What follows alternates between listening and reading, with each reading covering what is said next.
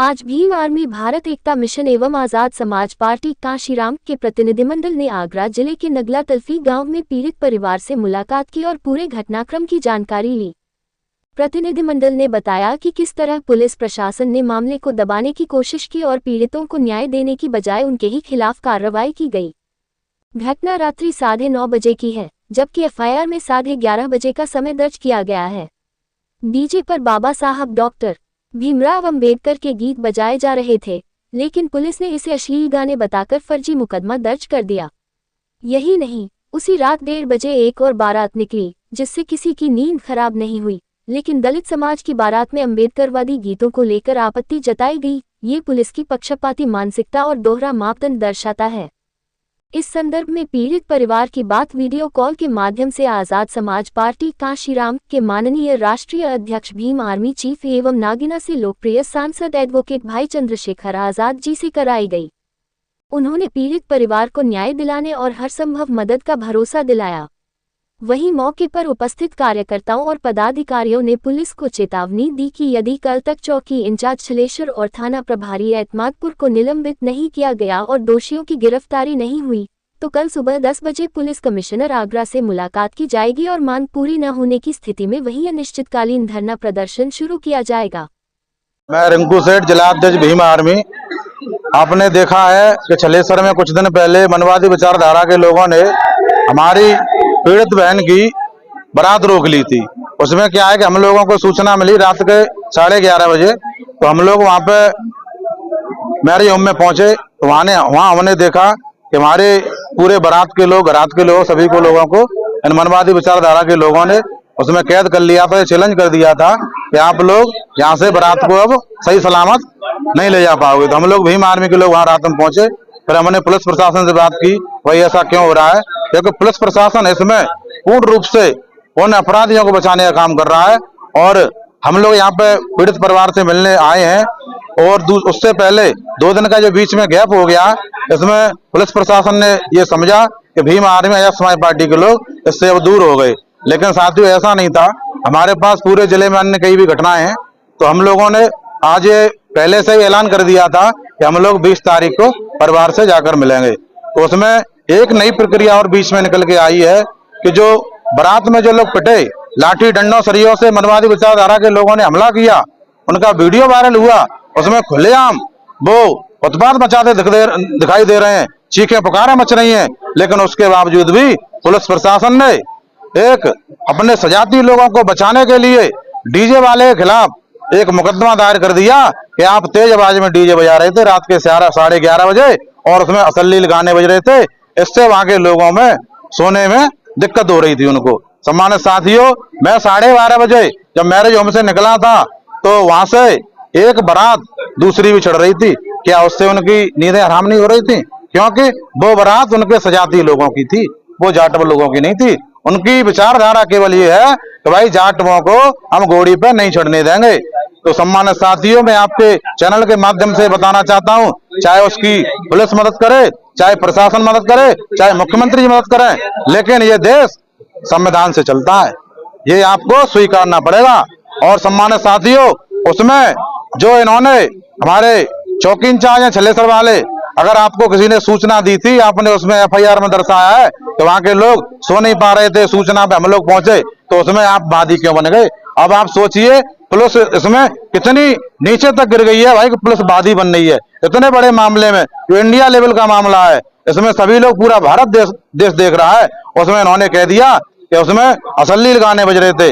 साथियों, उसमें कोई अश्लील गाना नहीं बज रहा था, उसमें परम पूज्य बाबा साहब के गाने बज रहे थे। इनको मनवादी विचारधारा के लोगों को अम्बेडकर विचारधारा से इतनी परेशानी हो गई है, ये बाबा साहब के गाने नहीं बजने देंगे, और उन्होंने चौकी इंचार्ज साहब ने डीजे वाले के खिलाफ एफआईआर कर दी। साथियों, ये घटना 9:30 बजे की है, और 9:30 बजे के बाद में लोगों ने फोन किए हैं, तो उसमें 10:46 पर दूल्हे के फोन से कॉल हुआ है, यहाँ पर झगड़ा हो गया है। और हमारे चौकी इंचार्ज साहब से एफआईआर में दिखा रहा है कि 11:30 बजे मेरे पास सूचना आई कि डीजे बज रहा है। जब साथियों 9:30 बजे के बाद ही जो डीजे वीजे को तोड़ दिया गया है, दूल्हे को वहां से पैदल उतार कर मैरिज होम में ले जाया गया है, तो उसके बाद तो डीजे का बजना कोई मतलब ही नहीं है। तो इसमें पुलिस प्रशासन की जो मिली भगत है, मैं पुलिस प्रशासन से सीधी बात करना चाहता हूं, उनसे ये कहना चाहता हूं कि आपने जो एफआईआर की है उसको तुरंत रद्द करें। और मैं अपने सीपी साहब से मांग करूंगा, प्रशासन के लोगों से मांग करूंगा कि ऐसी मनवादी विचारधारा के लोगों को, चाहे वो चौकी इंचार्ज छलेसर हो, चाहे वो थाना अध्यक्ष एतमादपुर हो, उनको तत्काल प्रभाव से निलंबित करने का काम करें। और जो भी हमारे इसमें अपराधी लोग हैं इस केस में, उन सभी को शाम तक गिरफ्तार करने का काम करें।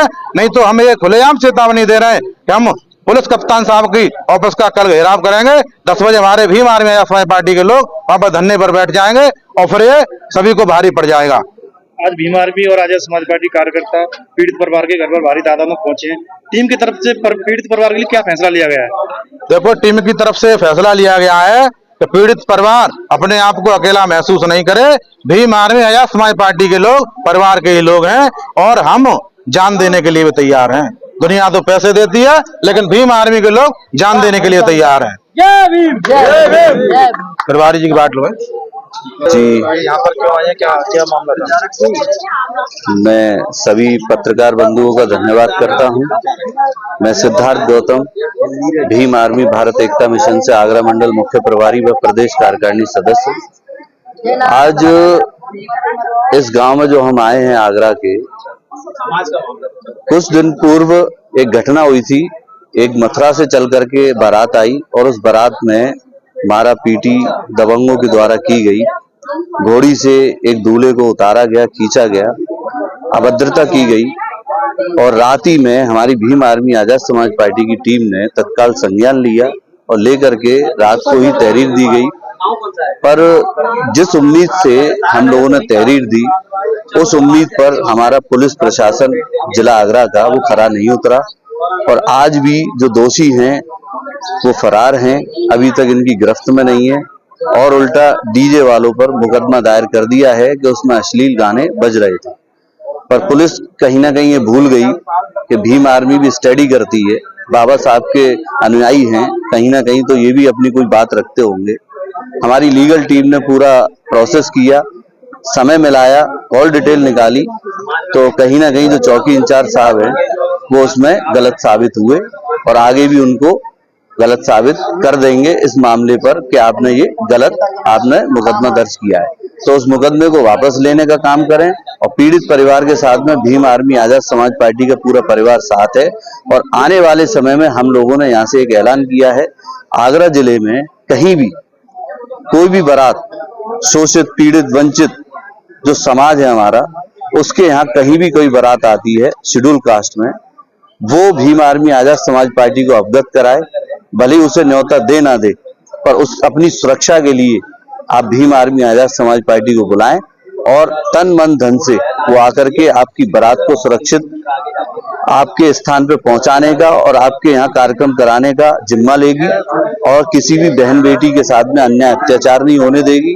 क्योंकि पुलिस प्रशासन से धीरे धीरे बहुत लोगों का विश्वास उठता जा रहा है, क्योंकि वो अपने काम पर खरी नहीं उतर पा रही है। तो बस यही मेरा कहना है। आप सभी से अब मैं विदा लूंगा। जय भीम, जय भारत, जय संविधान।